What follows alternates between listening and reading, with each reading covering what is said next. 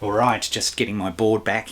I don't. It really has become a bit of a religious object for me, because it is literally made such a difference. And in this video, we're talking about the done hashtag yay, and I encourage you to put your own hashtag up there, something fun. Hannah, my eldest daughter, she popped in. She wrote that on the board, and I thought that's cool. So the done column. And guess what we put in here? Our done tasks. Cool. Here's the amazing reason why this is so important. I can't tell you how many private clients I've worked to and I get on a call and they just are frustrated and they go, oh, I got nothing done this week. It was just a disaster. It was a horrible week. And they're really down on themselves. And the week before, they were super high because they felt they had done this, and this.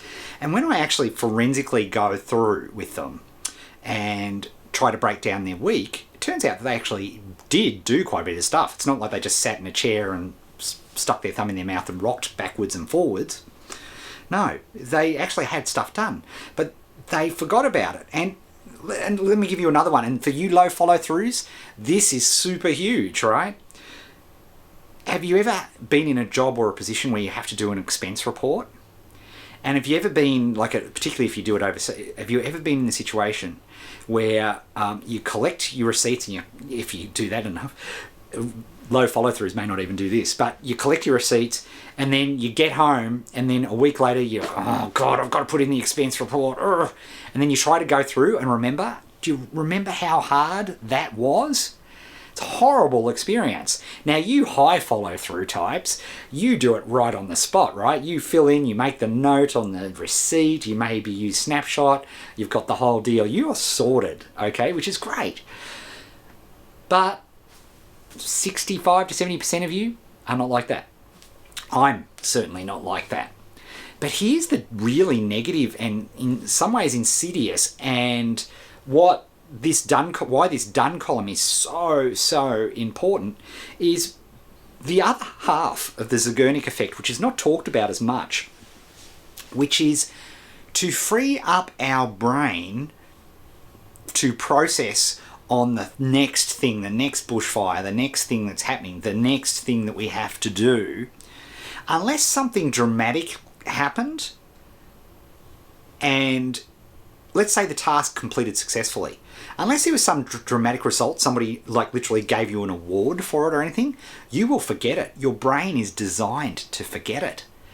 Because it's useless. There's no particular reaction. There was no emotional reaction to it. Your brain will forget. It's designed to do that. Now, of course, if you do a painful task, your brain remembers the pain. And if it stuffs up, you remember it stuffing up. You remember that intimately because of the emotional response it causes. But when you do something just successfully, a thing, and you don't record that it's been done, you forget. You just forget about it. And that is a tragedy, right? Because you need motivation. We need fuel for us to continue working on this and getting positive gains and results. By having a visual done column where we can see that, I've already this week completed 4 tickets this week, which is great given the busy week that I've got. I wouldn't remember all those things, including the very important contact counsel about the pool. I'd rather slam my dick in a car door than do that. But I did it because I had to do it, and I'd been procrastinating about it for weeks, and it got done. And the great thing about it, and you know what I thought? I literally thought while I was doing this, at least I'm going to get a goddamn ticket. At least I'm going to get that for that particular process. And that is why this is so cool. Because all of a sudden we start to get an idea of flow. Now, here's the deal. Right at the bottom here, you may not be able to quite see, but I recently reset it, but these are recordings. 2 weeks ago, I got eight tickets done, and last week I got 12 tickets done. Now, what's super interesting about this particular experiment that I'm running is that I was able to diagnose a very important issue. I do private client consulting. And in that first week where I got 8 tickets done, I decided to schedule my client calls over a smaller amount of period, but over all the 5 days of the week. And I got 8 tickets done that week.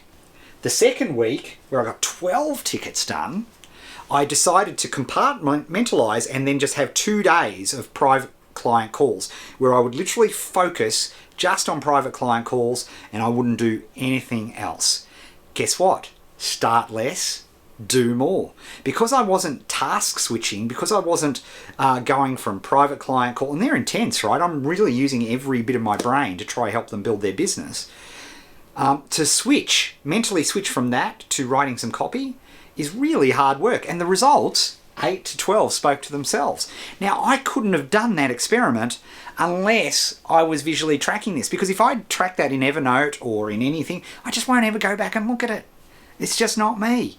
So by having this visual, I can't avoid it. And that's what's really super cool. Now, you might note with this post-it note here, the week 2 Kanban breakdown, I put a smiley face on it. And the reason I did that was something that I really, really enjoyed doing. That was something that I absolutely enjoyed doing.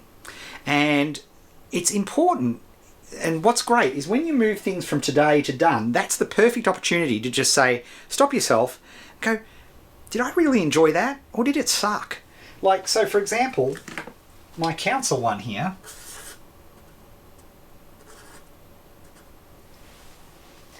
total suck dog's balls. It was horrible, but got it done. Here's the deal, right? When I do a retrospective, when I review what's been happening, I can instantly look at those sad faces. Remember in the Today video, I asked you if somebody dumps something on you or something comes at you from out of the blue, that becomes an instant sad face ticket. So we can have a look at that. So when we go at the end of the week to do a retrospective, which we'll be covering in next week's module, because you've got to do all this part first, think about it. You know, then all of a sudden, why has that got a sad face? So, you know, I can then start to analyse, well, what sucked about that? Is there a way that I could do that better? I bet you're screaming at the camera now, giving me 14 different suggestions for better ways I could have handled that to get it off my plate, right? And that's what's beautiful about this process. By celebrating these wins and understanding, you get a true idea of flow, and you get an idea of how many tickets, after you've been doing this for a few weeks, you get an idea of how many tickets, what your capacity is. So that will also tell you, you know, when you're making choices here, when we go back to our Mondays and you're making choices of how many tickets to pull into our ready column, like I know if I pulled 16 tickets, I'm kidding myself, right? Because I haven't done 16 tickets ever. So 6, I'm going to start with 6. Well, the reality is I've already pulled 1, 2, 3, 4, 5. I've already had 6. These are my second 6 for the week, right? Because I think, yep, I can get this stuff done by Friday. Do you start to see the control of it? I can't wait for you to implement this because it is so powerful. Now, in the next video, I just want to go through some action points for this week's module, because we have covered an enormous amount of information, and the way for this to all absolutely stick in is for you to do this. And so I want to talk about, in the next and final video for this module, I want to talk to you about ways to implement, and I want to talk to you about like the checklist effectively of what we need to do this week to make it super effective, and most importantly, use our Facebook group so we can really help each other. All right, speak soon.